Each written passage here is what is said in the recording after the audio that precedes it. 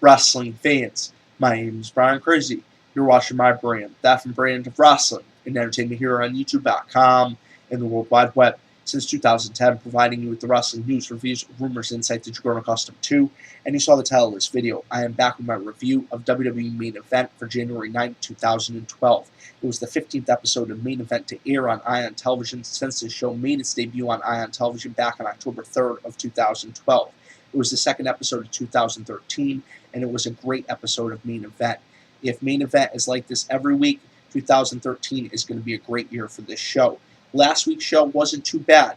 This week's show was phenomenal. The first match of the night featured Sheamus squaring off against Dolph Ziggler, the current Money in the Bank briefcase holder, and it was a great match. There was a lot of back and forth action, a lot of false finishes. These two guys really told a story in the ring, and that's one of the things that's really being lost in the modern day age of professional wrestling. The guys are so worried about choreographing every maneuver, making sure every maneuver comes off just right. They're no longer telling these stories in the ring like the Steve Austins and like the Rocks and like even the Triple H's and the Undertakers used to.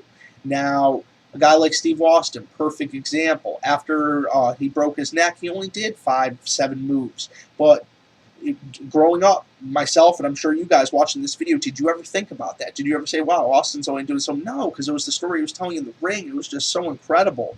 And that's what this match was about. It was about telling a story. I mean, Sheamus and Ziggler are two of the best performers in WWE today, in my opinion. And this was a great match. Sheamus ended up picking up the win over Dolph Ziggler via countout. Now, I know a lot of people are going to complain about the finish, but I understand why they did what they did. Once the babyface gets the win over the heel, basically the feud's over. So they want to keep this open-ended. Second, by allowing the countout victory, yes, Ziggler lost, but he wasn't pinned. He didn't submit. So he can say that if any sort of future feud is going to go on between Sheamus and Ziggler. And post-match, this is where this finish made a lot of sense, because if you watch how this match played out, post-match, they teased a feud or a confrontation between Big E Langston and Sheamus. Now, that's a match I would really like to see.